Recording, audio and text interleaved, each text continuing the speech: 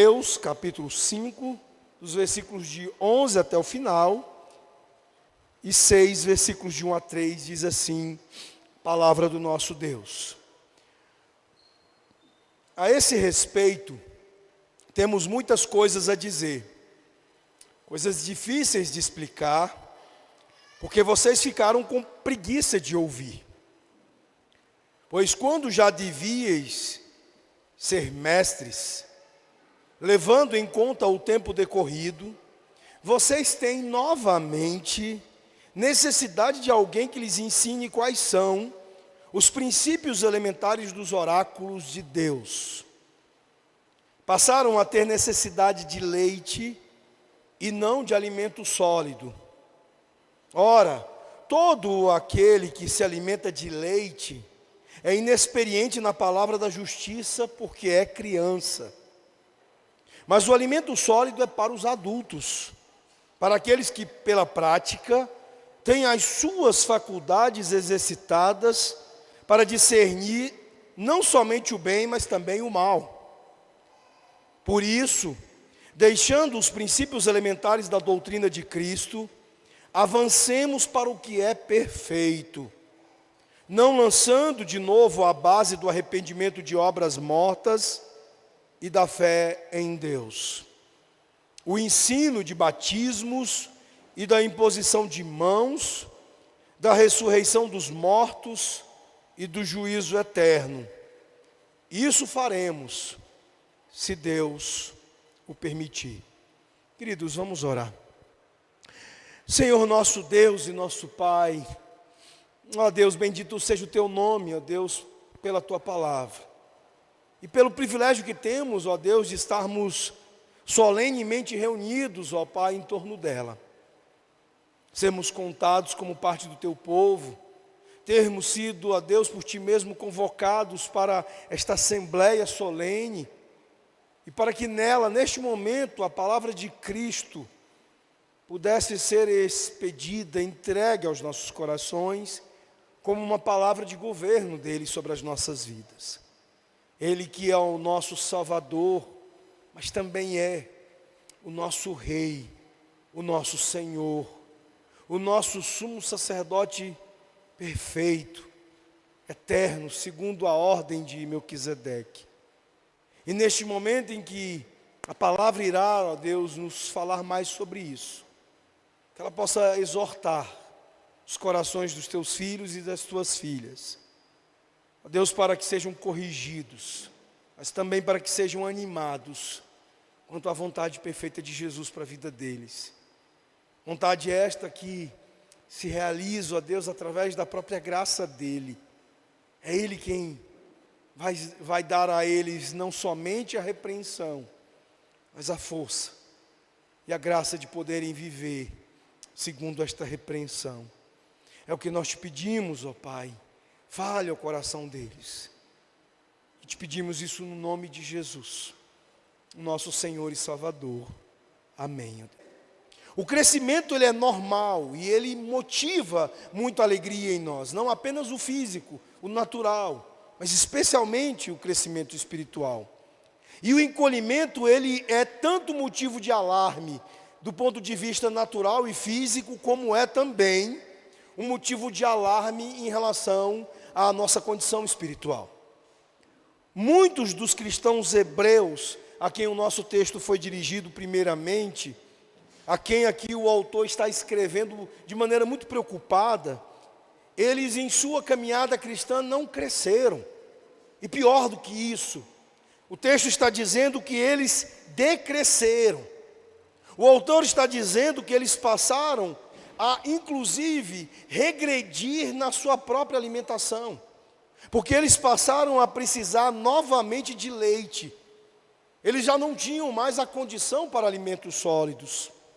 Imagine, meus irmãos, o quanto seria assustador para a gente ver um adolescente que parou de comer comida normal e voltou a consumir papinhas. Isso seria extremamente preocupante, alarmante. E esses cristãos aqui, ao invés de serem capazes de ensinar aos outros com o avanço da sua caminhada cristã, Eles agora estão precisando que alguém lhes ensine novamente o ABC da fé cristã. E o autor, ele desejava falar a estes irmãos, nós vimos isso no domingo passado, sobre Jesus ele ser um sumo sacerdote segundo a ordem de Melquisedeque. Mas ele teme que este tema e este assunto que seja e que será tão necessário para eles, seja elevado demais para as suas cabecinhas. Então, antes de mergulhar nesse assunto, ele emite aqui um forte aviso, uma forte repreensão, que está no nosso texto desta noite e no nosso texto do próximo domingo, até o capítulo 6, versículo 20. Em nosso texto, em resumo, ele está dizendo às pessoas, a estes crentes hebreus: pessoal, cresçam. Ele está dizendo a eles que os crentes devem ir além dos fundamentos da fé cristã e crescerem em conhecimento sólido, profundo, significativo a respeito de Cristo. E ele faz isso aqui através de 5 lições sobre o crescimento espiritual. Vejamos elas. A primeira destas lições, que nos apresentam uma melhor maturidade do cristão, o seu crescimento espiritual de fato, apresenta-se em primeiro lugar sobre o fato de que é possível ser cristão e ter e experimentar a lentidão no crescimento, ter dificuldade para crescer.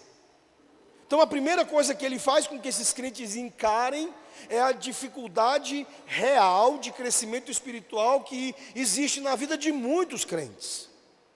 Alguns se tornam cristãos e instantaneamente já começam a sorver tanto da graça de Deus por meio da oração e da palavra de Deus, que a maturidade vem rápido.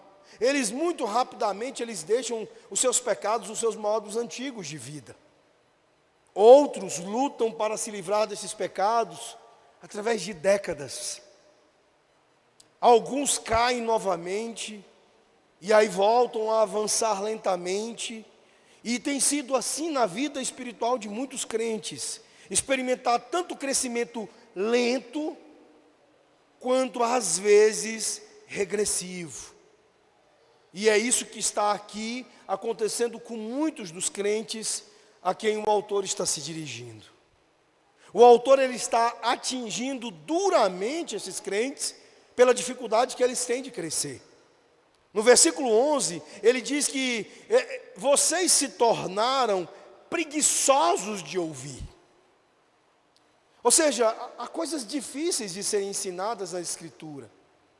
De fato, há coisas difíceis de entender e difíceis de se explicar. Mas ele está deixando claro que o motivo da dificuldade aqui é a preguiça deles para ouvir. Eles eram preguiçosos.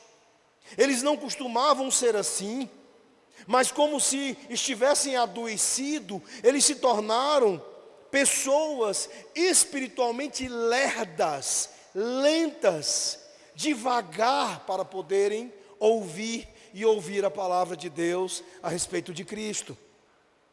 O termo original usado para preguiçosos aqui, ele tem a nuance de lentos, como se eles fossem, e a gente poderia traduzir por essa expressão, como se eles fossem maçantes. Muitas vezes, quando se trata de ensinar, expor e tentar instruir pessoas, normalmente quem fica na berlinda, quem normalmente é exposto, é o expositor, é o professor. Quase sempre as pessoas cobram daqueles que ensinam, porque dizem que eles devem se superar, eles devem ultrapassar as suas habilidades comuns e conseguirem compensar a dificuldade, a preguiça, a lentidão dos seus ouvintes. Isso tem sido, na nossa cultura, algo muito injusto. E não apenas com professores nas escolas, não apenas com professores nas universidades, mas dentro da própria igreja tem sido muito injusto com os próprios pregadores. Porque o próprio texto que temos agora aqui diante de nós está lidando com o problema do ponto de vista do ouvinte, não do expositor. O versículo 11, meus irmãos, ele está apresentando os ouvintes aqui do autor aos Hebreus como sendo pessoas doentes espiritualmente, porque foram acometidas por uma terrível dificuldade de ouvirem. Eles têm uma preguiça espiritual, ou uma letargia, que fazem deles pessoas extremamente regredidas na sua vida espiritual, na sua vida cristã. Meus irmãos, quando há uma oportunidade de entrar a palavra de Deus na vida destas pessoas aqui, essas pessoas são aquelas que nós poderíamos dizer que são as pessoas que querem o mínimo. São aquelas que, por exemplo, escolheriam uma igreja tendo como principal critério o tempo de pregação. Eles amariam as igrejas onde as pregações duram 15, 20 minutos. Eles amariam os pastores que argumentam sermões que poderiam ser chamados de sermonetes, porque são curtinhos, porque são feitos para preguiçosos, como eles eram. Mas o versículo 11, ele está nos mostrando algo muito importante para a própria teologia da pregação, para os próprios defensores de Eutico e acusadores de Paulo, estes que amam dar acolhida aos preguiçosos. O versículo 11, ele está dizendo-nos claramente que ensinar a palavra de Deus é uma questão de mão dupla. Há o conhecimento e a capacidade do mestre, que deve explicar e manejar a palavra de maneira clara, de maneira interessante. Sim, isso está aqui, com certeza. Mas também há aqui a questão relacionada à receptividade dos ouvintes. Aquilo que alguns autores muito bons dos nossos tempos, como David Murray, Christopher Ash, o inglês, ou Ken Hamey, que escreveram livros sobre como ouvir sermões, artigos que são de grande ajuda para os preguiçosos dos nossos dias, em que eles dizem que nós temos na pregação expositiva não apenas o pregador expositivo, mas nós temos os ouvintes expositivos. E eles dizem que a verdadeira pregação expositiva é esse trabalho de mão dupla, onde você tem tanto a atuação intensa, clara e empolgada do pregador expositor, como também o ouvinte ativo que trabalha durante toda a exposição, que dá da sua energia para que a exposição de fato se complete com a figura de um ouvinte expositivo ativo. Quando nós temos um preguiçoso na outra ponta, cheio de letargia espiritual, quando nós temos um maçante na outra ponta, autores como Christopher Ash, Ken Hamey e David Murray argumentam que a pregação expositiva estará prejudicada. E é isso que nós vemos claramente no versículo 11. O autor, antes de prosseguir falando de Jesus como sumo sacerdote e da ordem de Melquisedeque para sempre, ele está preocupado que a audiência dele não esteja pronta para serem os ouvintes que precisam ser, para ouvirem um assunto que será difícil e que vai demandar não apenas dele como expositor, mas que vai demandar deles como ouvintes. Então, meus irmãos, isso está claro aqui. Mas se olharmos para a tota Escritura, nós vamos ver que o melhor mestre que já existiu, ele costumava deixar esse princípio muito claro, porque ele estava constantemente exortando a sua audiência. E aqui nós não temos desculpas. Eu acho já uma coisa terrível acusar Paulo, como alguns, inclusive ditos reformados, têm feito para defender o tal do Eutico e defender os sermonetes. Mas eu acho que já seria, com toda certeza, blasfêmia questionar as habilidades do maior mestre, do Senhor Jesus. Então, falando dele, olha o que ele dizia. Ele dizia: aquele que tem ouvidos para ouvir, ouça. Isso no grego está deixando claro que é uma ordem para que eles fossem ouvintes ativos, ouvintes do tipo que trabalham a sua audição. E ele continua lá em Lucas capítulo 8, versículos 8 e 18, dizendo: cuidado como você ouve, porque a quem tem, mais lhe será dado. E quem não tem, até o que pensa ter, lhe será tirado. Meus irmãos, Jesus era um pregador bravo. E ele é um expositor e um mestre bravo, do tipo que exorta a sua audiência, para que eles entendam que se está falando aqui de algo de mão dupla, de não apenas de esforços do pregador, mas de esforços ativos e intensos dos ouvintes. Uma coisa importante sobre as maneiras como Jesus ele está questionando os seus ouvintes, é justamente a impossibilidade de nós culparmos Jesus. Se Jesus é o pregador e a mensagem não está chegando, nós não teremos dificuldade de dizer: adivinha quem é o culpado. As pessoas até ousam alguma coisa contra Paulo, porque como os difíceis membros da igreja de Corinto, alguns tendem a achá-lo também cansativo e chato. É mais fácil, Paulo é o maior dos pecadores, mas ninguém ousaria, ninguém se atreveria a acusar o Senhor Jesus. E ele os exorta. Ele deixa claro de que a motivação é a chave para a aprendizagem. Ele mesmo disse: bem-aventurados os que têm fome e sede de justiça, porque eles serão fartos. Ou seja, meus irmãos, fome e sede são fortes motivadores. Há apenas uma coisa na mente de quem tem fome e sede: é satisfazer o desejo por comida ou água. A motivação.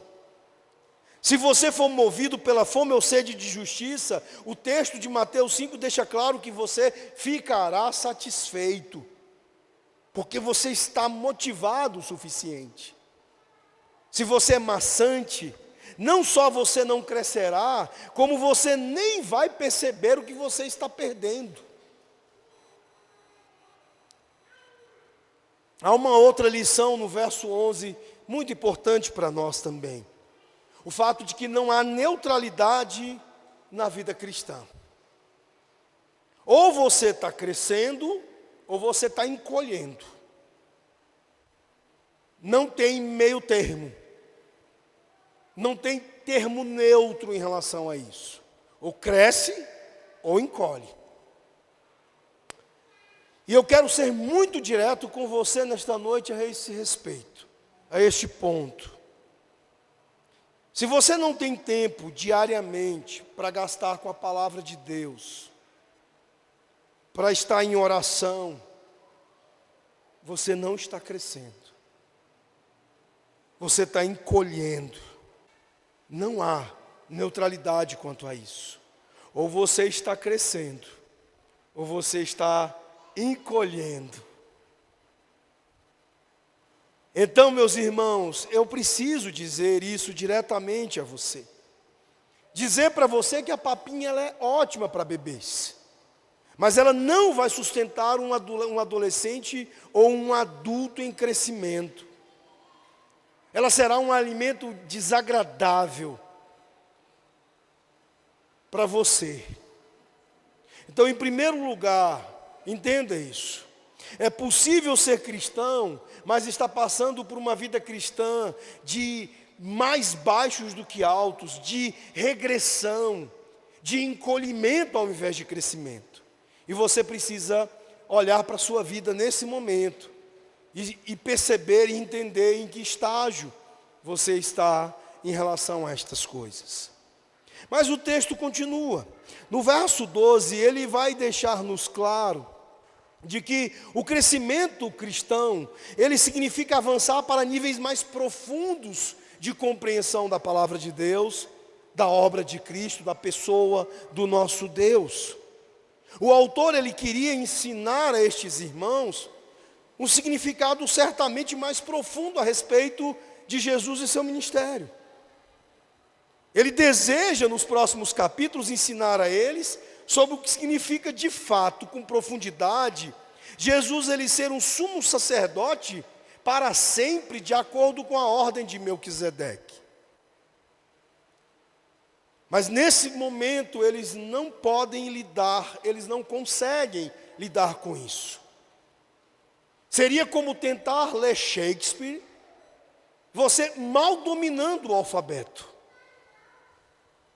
Essa a preocupação do autor aqui. E pelo tempo, ele está dizendo aqui, olha, pelo tempo, vocês deveriam ser capazes. Mas vocês retrocederam. Ele diz, pois com efeito, quando deviam ser mestres, atendendo ao tempo decorrido, tendes novamente necessidade de alguém que vos ensine, de novo, quais são os princípios elementares dos oráculos de Deus. A que ponto vocês chegaram de estarem às portas de perderem a grande oportunidade espiritual para vocês de entenderem que Jesus Cristo é sumo sacerdote para sempre, de acordo com a ordem de Melquisedeque? O problema, meus irmãos, é que muitos seriam arrogantes aqui nessa hora. Assim como muitos têm sido arrogantes, entendendo que esse não é um problema deles, esse é um problema do pregador, esse é um problema da igreja, esse não é um problema deles. Ah, mas esse assunto nem mesmo me interessa. Eu não tenho interesse em saber, porque Jesus é um sumo sacerdote para sempre, de acordo com a ordem de Melquisedeque. Porque eles acham que há coisas mais importantes para se aprender. A última frase paralela aqui no nosso texto a esta intenção, esse pensamento do autor, está no capítulo 6, verso 1. Quando ele diz, pondo de parte os princípios elementares da doutrina de Cristo, ele está se referindo aqui ao conjunto do que nós poderíamos chamar de o ABC da fé cristã. Quem é Jesus Cristo? O que Ele veio fazer? Como nós entramos em um relacionamento com Ele? Como nós vivemos a vida cristã em seus muitos aspectos? Mas o que Ele está deixando claro, meus irmãos, é que há muito além destas verdades básicas. Há muito nas Escrituras. Há muito mais do que nós estamos supondo de corpo doutrinário para ser conhecido e para ser aprofundado, não apenas no nosso conhecimento, mas na nossa vida em relação a estas doutrinas. Veja, nós poderíamos dizer que a Bíblia é como se fosse um oceano, suficiente para afogar um elefante. Mas ao mesmo tempo ela é extremamente convidativa, porque ela é rasa como as águas de uma prainha em Porto de Galinhas, para ser ali agradável para as nossas crianças, para os nossos bebês. A Bíblia, ela tem todas estas características, de ter profundidade suficiente, muito maior do que um elefante, e águas rasas suficientes para um bebê. E nós não sabemos olhar. E nós não sabemos olhar, e meus irmãos, às vezes, a coisa fica esquisita. Eu acho que é uma figura bonita, a figura do pai. Eu acho que vai ser uma coisa bem bonita de se ver o Luiz com as 3 meninas dele, sentada nas águas rasas da prainha de Porto de Galinhas. Vai sair muitas fotos bonitas daí. Só que em algum momento do passeio, vai ser legal o Luiz deixar as crianças aqui com a dona Célia, né? E ele mais a Mary pegar uns caldos de onda, né, gente? Curtir um pouco também daquilo que é a praia para os adultos. Não apenas daquilo que é a praia para os bebês. Imagina aqui a imagem, a nossa igreja inteira fazendo um grande passeio na praia. E aí estamos lá, 90 e tantos por cento da igreja, a gente tomando caldo, tomando onda, indo nas águas mais profundas, alguns ousando tanto que estão pegando prancha e surfando. E aí de repente tem um irmão da gente, que o irmão não sai ali do lado dos bebês ali. Ele não é pai, ele não é tio, ele nem mesmo está brincando com os bebês. Ele só está disputando as águas rasas com os bebês. Esses são os crentes que estão negligenciando o crescimento espiritual. A realidade de que há níveis mais profundos da compreensão do Evangelho. Meus irmãos, é óbvio que nem todos os crentes, eles são dotados para serem professores, mestres na igreja. E não é apenas uma questão de conhecimento também, não. É uma questão de dotação espiritual. Textos como Tiago 3:1, Efésios 4:11 e 12, vão deixar claro que se trata de uma questão de dons. Mas o fato é que todos os crentes, eles devem saber o suficiente para apresentar o Evangelho com segurança. Eles deveriam ser capazes de ensinar o básico sobre Deus às pessoas.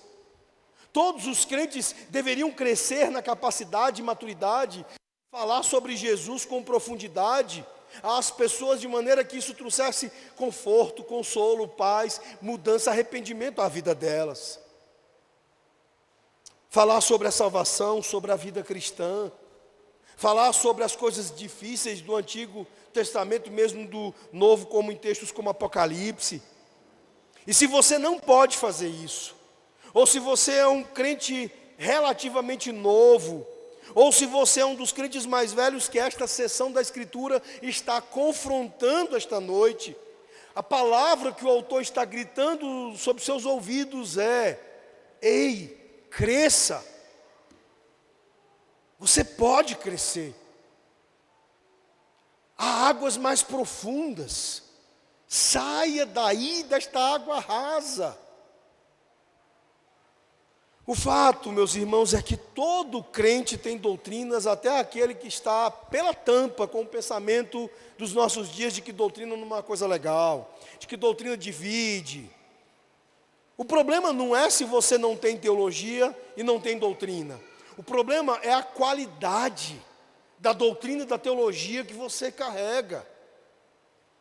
Talvez você não seja tão articulado como outros, talvez você não seja nem mesmo tão consciente das suas doutrinas como outros, mas eu digo para você com segurança que você tem doutrinas, que você tem uma teologia passando pela sua cabeça. E você sabe o que é preocupante? É que elas podem não ser sãs, elas podem não ser alinhadas com as Escrituras, ou elas mesmo podem ser coisas que nós chamaríamos de maluquices completas. Não se engane, você é um teólogo. A questão é saber se você é bom ou ruim. Mesmo que você seja informal, mesmo que você não seja, digamos, muito pretensioso, você tem pensamentos a respeito de Deus, do homem, da vida, da humanidade. E talvez você não esteja ainda preocupado sobre a qualidade desses pensamentos. Este segundo ponto nos leva a nos perguntar: eu estou crescendo para ser sólido na minha maneira de entender a vida, o mundo, Deus, as pessoas, as relações? Ou eu sou superficial, confuso, antibíblico, nestas visões e nestes pensamentos de mundo, de vida? Saiba que você está aqui diante da Escritura, e ela tanto oferece águas rasinhas para os nossos bebês, como oferece águas tão profundas que podem afogar um elefante.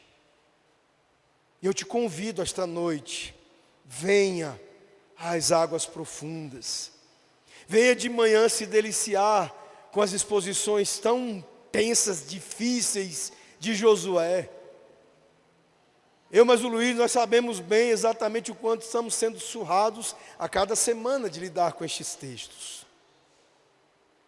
Mas são, ao mesmo tempo que difíceis, um grande convite a nos aprofundarmos em coisas, em histórias incríveis e verdades transformadoras.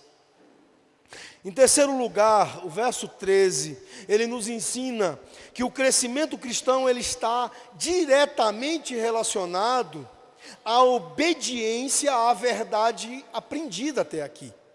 Vejam o que o verso 13 diz. Ora, todo aquele que se alimenta de leite é inexperiente na palavra da justiça, porque é criança. Esta expressão inexperiente na palavra da justiça, ela tem um sentido aqui, obviamente, de ligação com as coisas já ditas até aqui, de descrever espiritualmente aquele que é maduro como aquele que come, que sorve alimentos sólidos, mas também ele está trazendo para nós aqui algo mais. Ele está trazendo aqui a referência à obediência. A não deixar a gente pensar que tudo que está sendo dito seja apenas coisas ligadas ao conhecimento, mas de coisas que na verdade são muito práticas. E o conhecimento não se enganem, sempre muito prático. E é nesse ponto que ele nos ensina e nos explica isso. Ele diz que por causa da prática, eles têm seus sentidos treinados, os que se alimentam de alimento sólido, para discernir o bem e o mal. Aqui a frase palavra de justiça é para toda a Escritura projetada para produzir o entendimento sobre nós da obediência, que é, na verdade, a justiça de Deus implantada naqueles que creem e que obedecem. E você pode até pensar que, em termos práticos, a justiça e o bem e o mal sejam muito óbvios. Mas não é assim. Meus irmãos, essas coisas elas precisam ser não apenas aprendidas no campo do conhecimento, mas através da prática e do treinamento. É isso que o autor está destacando. Ele está apontando aqui que a falta de experiência e a falta de lidar com profundidades faz com que a gente esteja mal treinado e mal preparado para lidar com o discernimento a respeito do bem e do mal. Os crentes fracos, no seu crescimento espiritual, que é de regressão e de encolhimento, eles não serão apenas pessoas de pouco conhecimento.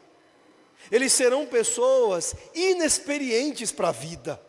Eles serão fracos para viver, fracos para lidar com os desafios desse mundo, fracos na capacidade de discernir entre o que é bem e o que é mal, entre o que é verdadeiro e o que é correto, e o que é errado e perigoso e danoso para as suas vidas. Quando no verso 14 ele fala bem e mal, veja comigo. Mas o alimento sólido é para os adultos, para aqueles que, pela prática, têm as suas faculdades exercitadas para discernir não somente o bem, mas também o mal. Ele está aqui, obviamente, não se referindo apenas à conduta ética, mas certamente à doutrina verdadeira e à doutrina falsa. Uma criança, meus irmãos, a gente sabe o quanto elas serão inocentes, não apenas nas questões de conduta ética. Por exemplo, a gente o tempo todo tem que ensinar os pequeninos, nos ambientes de classe com outros pequenos, isso é errado, isso não pode, isso é errado, isso não pode o tempo todo. Mas aqueles que são espiritualmente encolhidos, o texto está aqui colocando-os no mesmo patamar. Daqueles que terão de dificuldade, mesmo que achem que isso é um campo de coisas óbvias, de discernir entre o bem e o mal, entre aquilo que diz respeito às condutas éticas, mas principalmente, eles terão dificuldade de discernir entre a sã e a falsa doutrina. Mas até que o comportamento seja colocado de acordo com a palavra de Deus, isso também exige de nós treinamento, experiência e trabalho. A gente acha que isso é fácil demais. mas não tem sido assim. A cultura, ela confunde com ideias de neutralidade muito facilmente, meus irmãos, todo tipo de crente. As pesquisas estão aí para provar. As dificuldades sobre várias das perversões sexuais que o mundo tem tentado normalizar, por exemplo. A dificuldade hoje em pesquisas indicando, por exemplo, que evangélicos americanos, e isso vale para brasileiros, não veem problema nenhum com o homossexualismo. 55% dos americanos evangélicos não veem como um problema grave, como um problema de perversidade sexual, porque é assim que a Escritura coloca. Mas se fosse tão óbvio, nós não teríamos uma massa de evangélicos tão grande, demonstrando dificuldades de entender como um pecado e um pecado grave. O ponto do autor aqui é o seguinte: a doutrina bíblica não é apenas para encher sua cabeça ou ajudá-lo a defender algum sistema teológico. Destina-se a tornar você uma pessoa mais piedosa e que funciona no dia a dia entre conhecimento e prática e escolhas e a identificação do que é bom e do que é mal, numa crescente de afetos por Deus, numa crescente de devoção ao Senhor Deus, como que moldando a tua vida enquanto você anda, enquanto você vive, enquanto você faz suas escolhas todas. É a pedra angular de seu caráter, esta capacidade, meus irmãos, piedosa de discernir entre o bem e o mal, pelos afetos que você tem pelo Deus da palavra e pela capacidade que você tem de aplicar essa palavra à vida.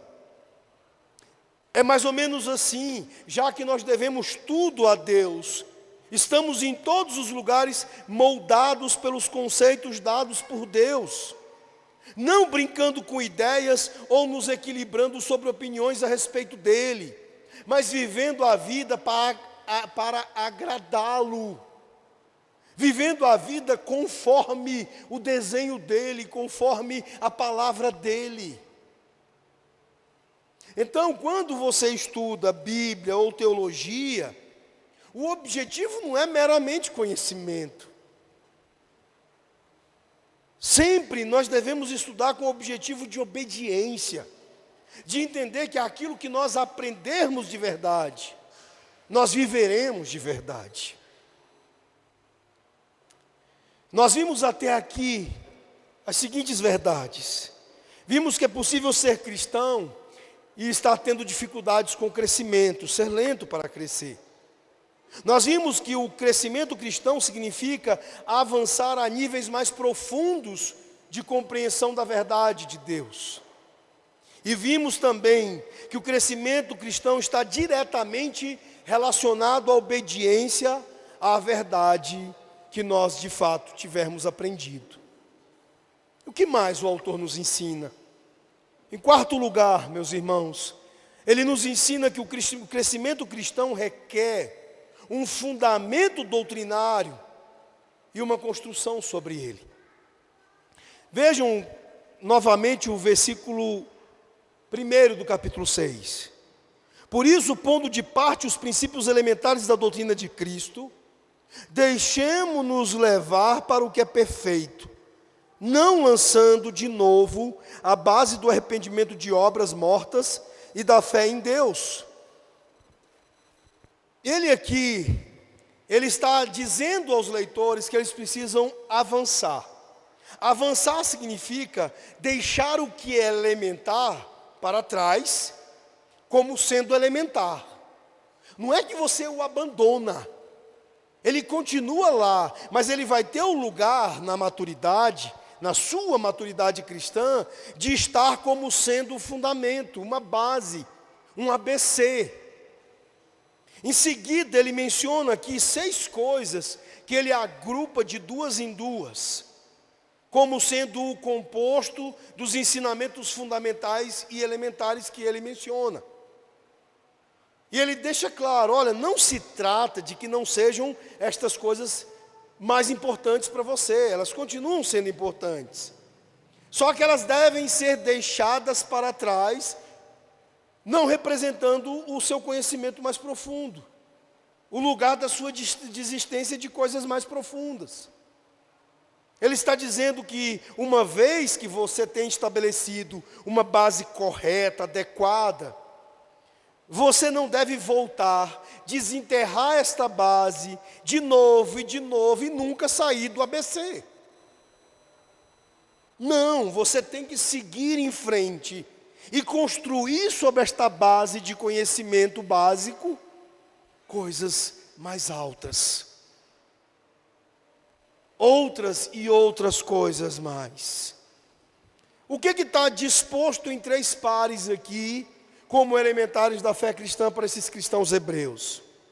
Em primeiro lugar, ele fala de arrependimento de obras mortas e fé em Deus. O ponto é que todas as obras espirituais do incrédulo, elas são mortas. Ou porque ele, incrédulo, é uma pessoa espiritualmente morta, ou porque confiar nestas suas obras significará definitivamente morte, quando eles acham que virá a vida eterna.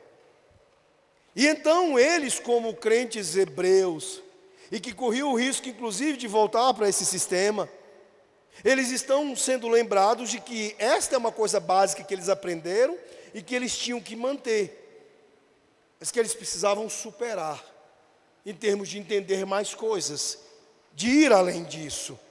No ambiente judaico, as obras mortas, elas referem-se à conformidade externa e hipócrita aos requisitos da lei. Nada mais do que isso. E por isso mesmo, eles precisavam se arrepender delas. E precisavam ter em fé, porque isso estava no coração do Evangelho, que estavam chamando para esta vida de confiança, de fé no Senhor. Mas no versículo 2 ele traz mais uma das coisas básicas que eles também já tinham aprendido, mas de onde eles não saíam para mais coisas. Diz que sobre instrução sobre lavagens e imposição de mãos, vejam capítulo 6, verso 2. O ensino de batismos e da imposição de mãos, da ressurreição dos mortos e do juízo eterno. Aqui alguns comentaristas dizem que são instruções sobre as abluções. No grego, literalmente, batismon. Ou seja, se referindo a várias purificações cerimoniais do Antigo Testamento, mas também às formas diferentes de batismo que eles conheciam do Novo Testamento, como o batismo de João, o batismo de Cristo, o batismo dos apóstolos, o batismo do Santo Espírito. Imposição de mãos, uma referência aqui à concessão de bens ou dons espirituais para a própria experiência cristã deles. Era mais um agrupamento de conhecimentos considerados aqui básicos. E o terceiro, que nós já lemos, seria a ressurreição dos mortos e o julgamento eterno. Mais uma das coisas básicas. São os ensinamentos básicos do Evangelho de que todos seremos ressuscitados, seja para a vida eterna ou para o julgamento eterno. Como Paulo ensinou em 1 Coríntios capítulo 15, se os mortos não ressuscitam, então Cristo não ressuscita e toda a nossa fé ela é inútil, ela é vã.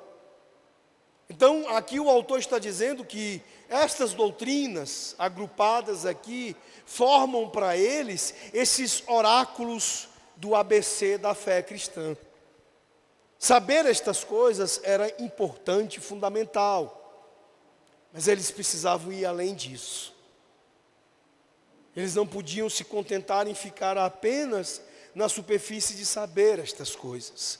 O ponto é, como crente, você deve aprender as doutrinas básicas da Bíblia e a partir delas, construir sobre elas, tendo elas como fundamento, construir muito mais de doutrina. Estudar, por exemplo, os catecismos clássicos, as declarações de fé da igreja, ler livros sobre a obra de Cristo, sobre a pessoa de Cristo, aprofundar o seu entendimento, o seu conhecimento, as suas convicções doutrinárias sobre quem é o Espírito Santo de Deus. Saber sobre a humanidade, de maneira que você entenda mais ainda, não apenas sobre o seu próprio coração, mas o coração dos seus filhos. Eu tenho percebido muitas mães, muitas mulheres cristãs, extremamente preocupadas com questões ligadas à criação dos seus filhos. Mas você sabe o que é assustador? É que elas querem aquilo que o legalismo do judaísmo, por exemplo, pode oferecer, o legalismo do romanismo pode oferecer, mas poucas estão realmente interessadas no Evangelho. Ao invés de entender o que o Evangelho fala sobre o coração, sobre como a graça de Deus atua no coração, sobre a extensão e as múltiplas facetas do Evangelho, elas estão preocupadas com regrinhas, formulazinhas, métodos. Meus irmãos, isso vai te levar para longe de Jesus, para próximo de uma pessoa que muitas vezes está te ensinando fora da igreja, que nem autorizada para ganhar dinheiro com isso foi. Eu tenho estado enojado, horrorizado com a quantidade de pessoas vendendo curso em redes sociais, nem trabalham nas suas igrejas e estão vendendo curso de Bíblia, não prestam contas. Seus presbíteros, seus pastores, nem têm envolvimento e nem têm conhecimento disso. Estão ganhando dinheiro com a fé, sem serem autorizadas. Será que não entendem o sistema de sustento da igreja? Que ministros são sustentados pela igreja num regime claro de governo, de autorização e inclusive de prestação de contas. Pastores prestam contas a conselhos, a assembleias, ao presbitério, ao sínodo, e essas pessoas estão aí se metendo a ganhar dinheiro para ensinar coisas para vocês, para levarem vocês para longe do Evangelho. Então o ponto é que você precisa buscar as coisas profundas da teologia, da doutrina, dentro da igreja. Vá aos catecismos, às confissões, participe do ensino da tua igreja. É esse o nosso chamado e o nosso convite à profundidade e ao crescimento aqui. O verso 14 nos leva ao quinto ponto, ou à quinta verdade sobre o crescimento cristão aqui. O crescimento ele não acontecerá automaticamente. Haverá esforço deliberado, mais uma capacitação que vem de Deus. E no verso 4, quando ele fala de prática, ele está falando aqui no verso 14, desculpe, ele está falando de um hábito que é formado por um esforço deliberado, treinado aqui, no discernimento entre o bem e o mal, significa uma expressão, um termo atlético, que é o mesmo que Paulo usa lá em 1 Timóteo 4,7, onde ele diz a Timóteo para se disciplinar para o propósito da piedade. O atleta, meus irmãos, eles não se envolvem casualmente com o seu esporte. Eles têm um objetivo e eles trabalham nesse objetivo por horas, negando a si mesmos muitos outros prazeres que podem prejudicar o seu objetivo. Para o cristão, o objetivo é a piedade ou santidade. E eliminar de nossas vidas tudo que diminui a piedade. E fazer tudo que pode nos levar à piedade. É o que está em jogo aqui. É o esforço que precisa ser aplicado aqui. No versículo 3, o autor lhe diz que nós vamos passar para o ensino mais profundo, se Deus permitir. Essas palavras, meus irmãos, elas não são apenas um simples aceno à direção do Senhor Deus, mas é uma percepção clara do autor de que, sem a ajuda divina, este plano será impossível. A ordem que é dada no versículo 1 para prosseguir a maturidade É um verbo passivo que tem uma nuance de ser levado a Deus para a maturidade. É a mesma palavra que Pedro usa em 2 Pedro capítulo 1, versículo 21, quando ele diz que os homens que escreveram as Escrituras, eles foram movidos pelo Espírito Santo. É como um navio no mar, sendo levado pelo vento em suas velas. Embora crescer seja uma responsabilidade nossa, exija nosso esforço, por trás de tal processo, meus queridos, está o poder do nosso Deus. Paulo finalmente ele vai equilibrar isso para a gente lá em Filipenses capítulo 2, versículos 12 e 13, quando ele diz: desenvolva a sua salvação com temor e tremor, porque é Deus quem opera em vós tanto querer como efetuar, segundo a sua boa vontade. Então, por mais que nós nos esforcemos, é Deus quem finalmente nos dará o crescimento. Ele nos trará a esta melhor maturidade. E aqui o que nós precisamos entender é que nós estamos falando de algo muito grave, muito sério. Se de fato para nós é preocupante perceber o crescimento físico dos nossos filhos, precisamos entender que é muito mais difícil e será muito mais perigoso quando nós estivermos falando sobre o nosso crescimento espiritual e dos nossos filhos. Precisamos ter certeza de não estarmos funcionando no piloto automático e de fato estarmos experimentando o crescimento na parte de Deus. Não nos encolhendo, mas de fato crescendo. É preciso entender se estamos de fato fazendo leituras da Bíblia e orando a Bíblia com prazer, com diligência, como uma parte importante e fundamental da nossa vida, e certamente a mais importante e mais fundamental da nossa vida. Se você não estiver fazendo um esforço deliberado para disciplinar a sua vida espiritual, isto é preocupante. O autor aos Hebreus está nesta noite dizendo para você: se você não estiver crescendo, você está encolhendo. Portanto, cresça. Que Deus os abençoe. E que Deus traga a vocês a esta melhor maturidade.